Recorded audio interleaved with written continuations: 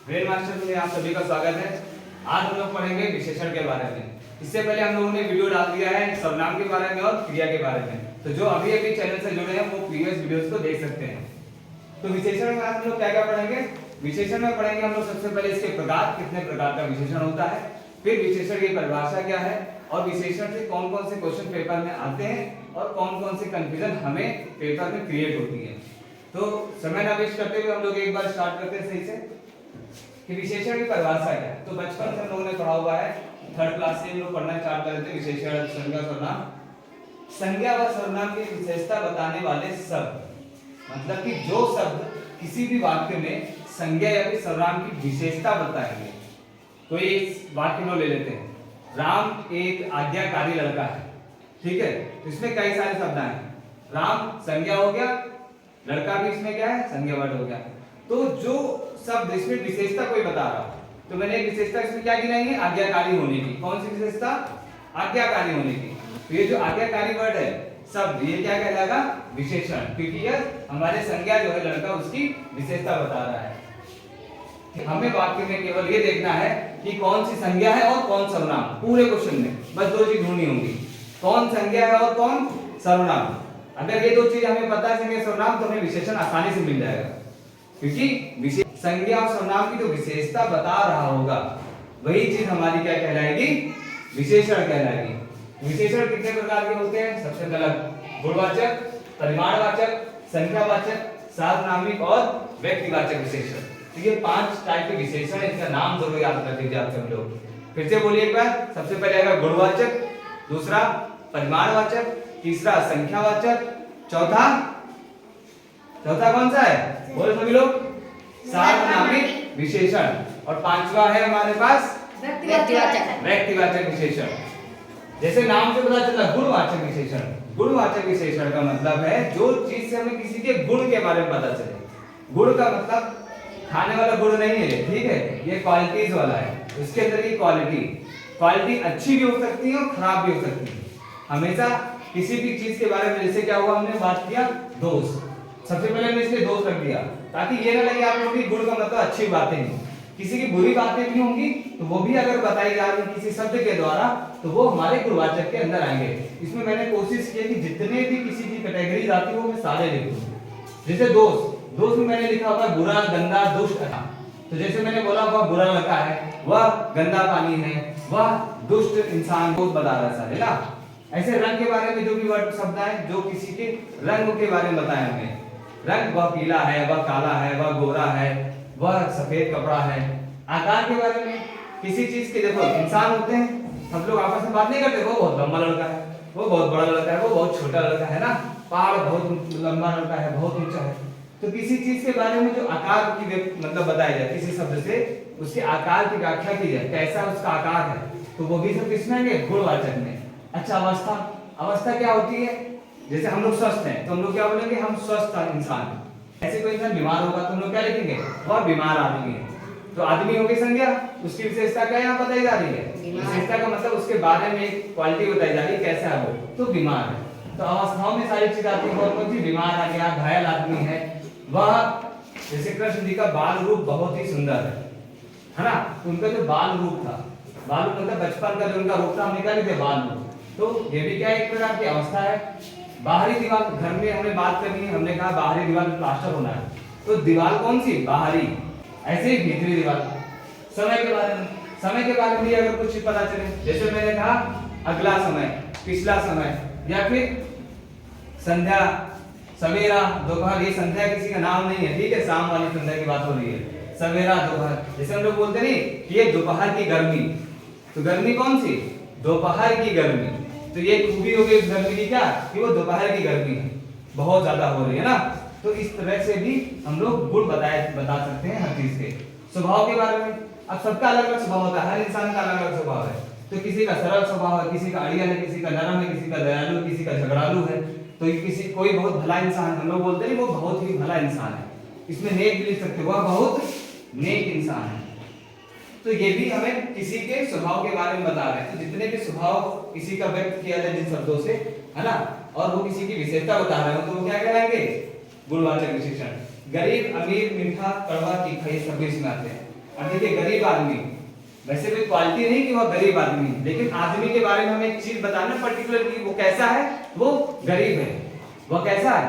गरीब इंसान। लेकिन अगर यहाँ पे गरीबी आ जाए कि वह गरीबी, तो गरीबी यहाँ पे विशेषण नहीं कहलाएगा, गरीबी हमारा भाववाचक संज्ञा ही है। गरीबी विशेषण नहीं होगी, गरीब विशेषण होगा, क्योंकि हर विशेषण के बाद हम संज्ञा या सर्वनाम लगा सकते हैं कोई ना कोई, ठीक है, ये याद रखना। विशेषण तभी वो होगा जब तक कि हम उसके आगे और पीछे संज्ञा लगा सके। जबकि हम लोग अगर कोई संज्ञा होगी भाववाचक संज्ञा, तो उसके हम लोग आगे क्या नहीं लगा सकते हैं, कोई भी संज्ञा नहीं लगा सकते हैं। जैसे भलाई, तो वह भलाई आदमी नहीं बोलेंगे, क्या बोलेंगे? वह भला आदमी, ठीक है। तो हम लोग पढ़ते हैं अगला परिमाणवाचक और संख्यावाचक विशेषण। देखिए ये दो विशेषण एक साथ पढ़ने इसलिए जरूरी है क्योंकि जो कंफ्यूजन होता है वो इन दोनों में सबसे ज्यादा होता है। हमारे अर्थ पर जितनी भी चीजें हैं जिनको हम खरीदते हैं या फिर है ना अपनी यूज के लिए लेने जाते हैं, उनको हम दो ही चीज में लेते हैं, या तो गिन के लेंगे या फिर नाप के या फिर तौल के लेते हैं, है कि नहीं। हम मार्केट से गए, हमें लेना दूध, तो हम क्या लेंगे? गिन के लेंगे क्या? नहीं, कैसे लेंगे? माप कर, लीटर में लेते हैं। पानी लेने गए तो वो भी क्या बाल्टी भर के ले आए, या फिर 1 लीटर ले आए, 2 लीटर ले आए, गिन के नहीं लाए, माप के लेके आए। लेकिन अगर हम केला लेने जाए तो केला कैसे लेते हैं? लोग गिन के लेते हैं, किलो में तो नहीं लेते ना। फिर ऐसे ही हम लोग जो टॉफी लेने जाते हैं, क्या किलो में लेते हो टॉफी? गिन के लेते हो, है ना। सारी चीजें ऐसे गिन के लेते हो ना।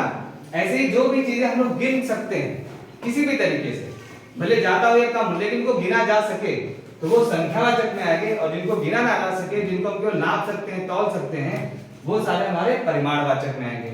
तो देखिए कम, ज्यादा, किलो, लीटर, ऐसे वर्ड आपको दिखाई पड़े, उसमें कम और ज्यादा ये तो परिमाण में भी आएगा और संख्या में भी आएगा, लेकिन हमें देखना पड़ेगा कि वाक्य में कम के साथ कौन सा वर्ड आया, कम पानी या फिर कम केले। अगर कम पानी आया तो कम क्या हो गया? परिमाणवाचक। लेकिन कम केले आए तो क्या हो जाएंगे? वो संख्यावाचक। समझ में आया ना। ऐसे ही ज्यादा, क्या मान के चलो ज्यादा खाना, तो खाना क्या गिना जा सकता है? नहीं, खाना तो नापा जा सकता है या तौला जा सकता है खाने को, है कि नहीं। तो जो ज्यादा होगा वर्ड यहाँ पे क्या कहलाएगा? जब ज्यादा खाना आया तो परिमाणवाचक। लेकिन अगर कहते हैं ज्यादा सेब, तो सेब तो गिन सकते हो, नहीं गिन सकते हो? ज्यादा सेब गिन सकते हो, नहीं गिन सकते हो? तो वो गिन सकते हो तो किसमें आ जाएगा? संख्यावाचक में, ठीक है। ऐसे मैंने कहा ये थोड़ा वर्ड, देखो यहाँ पे थोड़ा वर्ड लिखा हुआ यहाँ पे भी, और थोड़ा मैंने यहाँ पे भी लिखा होगा, थोड़े। तो थोड़ा कपड़ा अगर मैंने बोला, भाई हम दुकान गए, जब हम कपड़ा वहां से जो रेडीमेड कपड़ा ना लेकर के हम लोग कौन सा कपड़ा लेते हैं? कपड़े सिलवाने के लिए थान का कपड़ा लेने जाते हैं, हम लोग कहते हैं भैया थोड़ा कपड़ा हमको भी दे दो। तो वो थोड़ा कपड़ा क्या हुआ? नाप के देगा हमें, किसे? नाप कर देगा। लेकिन हम दुकान में गए रेडीमेड कपड़े लेने, अब हम कहेंगे भैया थोड़ा कपड़ा दे दो, नहीं, क्या कहेंगे? थोड़े कपड़े दे दो, है कि नहीं। भले वो 2 हो, 3 हो, 4 हो, 1 2। तो रेडीमेड कपड़े जो बने बनाए थे पैंट शर्ट, उनको गिना जा सकता है, इसलिए हम उनके आगे बोलते हैं थोड़े कपड़े। कपड़े बोलते हैं, कपड़ा नहीं बोलते हैं। लेकिन जब हम कपड़ा अपना सिलवाने के लिए लेने जाते हैं, थान वाला कपड़ा, तो हम लोग बोलते हैं थोड़ा कपड़ा, है कि नहीं, या ज्यादा कपड़ा। तो ज्यादा कपड़ा है मतलब कपड़ा के साथ थोड़ा और ज्यादा बढ़ा रहा है तो वो परिमाणवाचक। लेकिन अगर हम लोग रेडीमेड कपड़े वर्ड यूज करें, कौन सा? कपड़े, तो हमारे पास वो क्या हो जाएगा? संख्यावाचक में, ठीक है। वो आप वाक्य में समझ जाओगे अपने हिसाब से। जैसे मैंने कहा मेरे पास थोड़े कपड़े हैं, थोड़े कपड़े मतलब हमारे पास 1 शर्ट 2 पैंट कुछ भी हो सकता है, इसकी बात मैं कर रहा हूं। लेकिन देखो मेरे पास थोड़ा कपड़ा है, तो थोड़ा कपड़ा मतलब वो कौन सा हो जाएगा? माप वाला। समझ रहे ना, ये फर्क है। अब परिमाणवाचक में भी जो चीजें होती हैं इनको 2 भागों में बांटा गया है, निश्चित और अनिश्चित में। संख्यावाचक को भी 2 में बांटा गया, निश्चित और अनिश्चित में। निश्चित का मतलब जैसे कि हम किसी चीज के बारे में एक फिक्स चीज बता पाए, जिसको हम नाप पाए एग्जैक्ट, जिसका क्लियर आंसर मिल रहा हो, है कि नहीं। जैसे कि 2 मीटर कपड़ा, हमें समझ में आ गया, कपड़ा नापना है, कितना नापना है? 2 मीटर, लीटर, केजी, कुछ भी वर्ड जोड़ा जाए तो वो सारी चीजें कितनी है जो किलो में नाप रहे हैं हम लोग, और जिसका एक निश्चित पैमाना हो कि 2 3 4 5 मीटर, 5 लीटर, 5 किलो, वो सब किसमें आ जाएगा? हमारा निश्चित परिमाणवाचक में। अनिश्चित में क्या आ जाएगा? जैसे कुछ कपड़ा, कम पानी, कुछ तेल, जरा सा पानी, ज्यादा शक्कर, कम खाना। अगर हमने किसी से कहा हमें कम थोड़ा शक्कर दे दो, तो उसको पता नहीं कितनी शक्कर मांग रहा है, वो एक अंदाजन में दे देगा। तो जो चीजें अंदाज में दी जाती है, जिसका केवल अंदाजा लगाया जा सके वो अनिश्चित में, और जिसको एग्जैक्ट बताया जा सके वो सब किसमें आ जाएगा, निश्चित में। संख्यावाचक में भी सेम चीज, निश्चित संख्यावाची शब्द जैसे गणनावाचक, इसको हमने कितने बांटा है, 4 भागों में। एक तो गणना, पदवाचक, आवर्त और समूह। जैसे 1 2 3 इनको हम गणना कर सकते हैं। ऐसे जब वाक्य है जिसमें लिखा हो कि ये 4 साइकिल खड़ी है, तो हम लोग 4 साइकिल हो गया, हमने कहा वहां 10 आदमी खड़े हैं, तो ये गणना कर सकते हैं ना, तो गणनावाचक हो जाएंगे। पदवाचक में जब किसी का स्थान बताया जाए, जैसे हम एक लाइन मैंने खड़ी कर दी 20 लोगों की, मैंने कहा संजय उसमें चौथे स्थान पर है, किसमें, चौथे स्थान पर, तो इनका स्थान फिक्स कर दिया हमने कि चौथा है, समझ में आया। लेकिन यहाँ एक स्थान फिक्स किया है, तो ये कौन सा हुआ, पदवाचक। आवृत्तिवाचक, अगर हमने किसी को बोल दिया 2 गुना, ये जो है 2 गुना है, 4 गुना है, 5 गुना है, 6 गुना है, तो निश्चित तो है ही साथ में, है कि नहीं। और एक आवृत्ति को गिना रहा है कि 2 गुना, जैसे कोई चीज रिपीट होती है ना 2 गुना, अगर वही चीज ज्यादा है 3 बार है तो 3 गुना, 4 बार तो 4 गुना, तो आवृत्ति को दिखा रहा है, इसलिए आवृत्तिवाचक। समूहवाचक, जैसे मैंने कहा वो दोनों स्कूल जा रहे हैं, तो ये तो गिन सकते हैं इनको कि 2 लोग हैं, वो 3 लोग घूमने गए, गिन सकते हैं इनको कि 3 लोग हैं, तो हमने तीनों को एक साथ बोल दिया, क्या, तीनों, दोनों, चारों, हम दोनों, हम चारों, हम, है ना, ये सब किसमें आ गए, हमारे समूहवाचक में। इसी का अनिश्चितवाचक संख्या क्या होगा, थोड़े कपड़े। भाई थोड़े कपड़े मतलब थोड़े होंगे, कितने हैं तो हमें पता नहीं है, कोई आइडिया नहीं है। हमने कहा कम कुर्सी, मेरे क्लास में कम कुर्सी है ना, लेकिन गिन सकते हैं कुर्सियों को, इसलिए ये संख्यावाचक में आ रहे हैं। बहुत आदमी, अब आदमी है लेकिन आदमियों को गिना जा सकता है, जब गिनने बैठेंगे गिना जा सकता है कि नहीं गिना सकता है आदमियों को, कि इसलिए किसमें है वो, संख्यावाची में। कुछ व्यक्ति होंगे, अंदाजा में है कि कुछ लोग हैं, लेकिन कितने हैं, जब गिनने बैठेंगे तो गिन भी लेंगे, तो जो गिना जा सके वो संख्यावाचक में आते हैं। अगर एग्जैक्ट उनका पता है कि इतने लोग, मतलब पूरा एक फिक्स नंबर पता हो किसी चीज का कि इतने लोग हैं, तो वो संख्यावाचक में आएंगे, निश्चित में। और किसी को गिना जा सके लेकिन हमें पता ना हो कितने हैं, तो क्या होगा, अंदाजा में होगा तो अनिश्चित संख्यावाचक, ठीक है। ऐसे सार्वनामिक विशेषण, सार्वनामिक विशेषण को संकेतवाचक विशेषण भी कहते हैं। जैसे मेरी, कोई, किसी, वह, ये सारे। जब मैंने सर्वनाम पढ़ाया था तब आपको एक वर्ड आया था वह, है कि नहीं, तब मैंने बताया था वह लड़का अच्छा है, तो मैंने कहा था कि जब वह, मतलब जो सर्वनाम हमारा वह है, उसके तुरंत बाद कोई संज्ञा आ जाए तो सार्वनामिक क्या विशेषण हो जाता है, क्या हो जाता है, सार्वनामिक विशेषण। तो वह लड़का क्या हो गया, वह लड़का अच्छा है, तो वह लड़का अच्छा, वह के तुरंत बाद क्या आ रहा है, संज्ञा। जब सर्वनाम जो भी हम लोग यूज करते हैं उनके तुरंत बाद कोई संज्ञा आ जाए, तुरंत बाद, बीच में कोई शब्द ना हो, तो क्या आ जाते हैं हमारे सार्वनामिक विशेषण। जैसे मेरी किताब, मेरी, कोई, वह, ये तो सर्वनाम थे, लेकिन इनके तुरंत बाद कोई न कोई संज्ञा आ जा रही है, तो जो वाक्य बनेगा उसमें ये सारा हमारा क्या कहलाएंगे, ये हमारे सब कहलाएंगे सार्वनामिक विशेषण। ये तब सर्वनाम नहीं कहलाएंगे। सर्वनाम कब कहलाएगा, जब मैं बोलता कि वह तेज दौड़ता है, इस केस में तो ये सर्वनाम है, क्योंकि इसके तुरंत बाद कोई भी संज्ञा नहीं आई है कि नहीं, कोई संज्ञा नहीं आई है, तो ये हमारा सर्वनाम कहलाता है। लेकिन वह के तुरंत बाद अगर कोई संज्ञा आ जा रही है तो ये हमारा सार्वनामिक विशेषण कहलाता है। इसीलिए ये सारे सर्वनाम न कहलाकर क्या कहलाएंगे, सार्वनामिक विशेषण। अगला बचता है व्यक्तिवाचक विशेषण। देखिए व्यक्तिवाचक विशेषण मतलब, व्यक्तिवाचक आप सभी ने पढ़ा था, जब किसी चीज का नाम आ जाए तो वो व्यक्तिवाचक हो जाती थी, तो अब उन्हीं नामों से एक विशेषण बन गया। जैसे हमने बोला ये जोधपुरी पहनते हो ना सब लोग, शादी में क्या पहनते हैं, जोधपुरी पहनने के जाते हैं, जोधपुरी कोट आ गया, ठीक है। कोल्हापुरी चप्पल आती नहीं आती, हमने कहा राम ने कोल्हापुरी चप्पल पहना है। कौन सी चप्पल पहना राम ने, कोल्हापुरी। तो ये कोल्हापुरी किससे, कोल्हापुर से बना हुआ ना, नाम से, एक स्थान है कोल्हापुर, तो उससे बना हुआ कोल्हापुरी। अमेरिकी, अमेरिका से बना हुआ अमेरिकी, तो क्या बोलते हैं, ये वो अमेरिकी व्यक्ति है या वो फिर अमेरिकी लड़का है, तो लड़के की खासियत क्या, वो अमेरिकी है, अमेरिका से है। तो जो व्यक्तिवाचक से बनाए गए हैं, ठीक है, व्यक्तिवाचक संज्ञा से जो चीजें बनी हैं, जो किसी चीज की विशेषता बता रही, वो व्यक्तिवाचक विशेषण कहलाती है। जैसे साड़ी, ठीक, सीता ने बनारसी साड़ी पहनी है, तो एक क्वालिटी पता चल गई कि सीता ने कौन सी साड़ी पहनी है, उसकी क्या क्वालिटी है, वो बनारसी साड़ी है। और बनारसी कैसे बना है, व्यक्तिवाचक संज्ञा बनारस से। किससे बना है, बनारस से। तो बनारस से बनाया गया है बनारसी, ठीक है। तो ये संज्ञा से, व्यक्तिवाचक संज्ञा से बना है, इसलिए इसको व्यक्तिवाचक विशेषण बोलते हैं। तो आई होप आप सभी को समझ में आ गया हो। 5 प्रकार के विशेषण है, गुणवाचक विशेषण, परिमाणवाचक विशेषण, संख्यावाचक विशेषण, सार्वनामिक विशेषण और व्यक्तिवाचक विशेषण। इन दो को एक साथ में पढ़िएगा। कंफ्यूजन क्या मैंने फिर से बता दिया, एक बार फिर से बता देता हूं आपको। जब किसी चीज की गणना की जा सके, जिनको काउंट किया जा सके नंबर्स में, तो वो व्यक्तिवाचक संख्यावाचक आएंगे।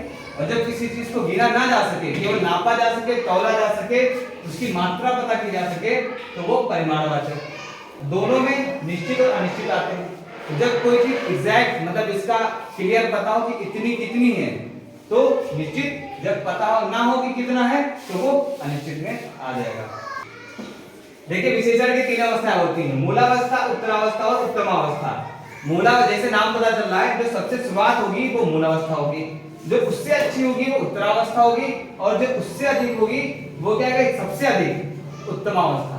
ठीक है, मान के चलो क्लास में 10 लोग बैठे हुए हैं, तो उसमें अच्छे बच्चे जो हमें गिनने हैं, उनमें से भी 3 कैटेगरी होंगी। एक तो जो शुरुआत में अच्छा काम कर रहा है, एक जो उससे अच्छा काम कर रहा है, और एक सबसे अच्छा काम कर रहा है।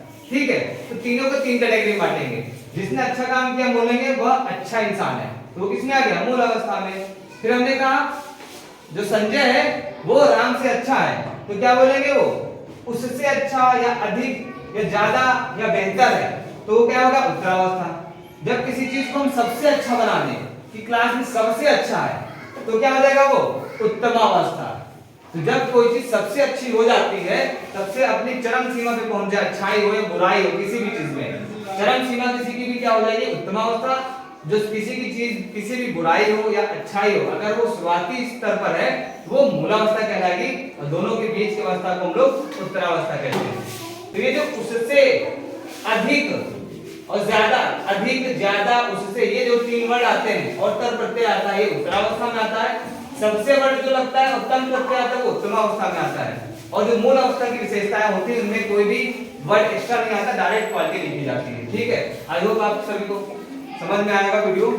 अगर आपको वीडियो अच्छा लगा हो तो प्लीज वीडियो को लाइक करिएगा, चैनल को सब्सक्राइब करिएगा। चलिए इसके बाद कुछ एग्जांपल करते हैं, आपको क्लियर समझ में आएगा। देखिए, पहला क्वेश्चन है, संज्ञा या सर्वनाम की विशेषता बताने वाले शब्द को क्या कहते हैं। तो जैसे परिभाषा मैंने बताई थी, क्या कहते हैं, विशेषण कहते हैं। विशेषण के कितने भेद होते हैं, तो विशेषण के 5 भेद होते हैं। चलिए अगला देखते हैं।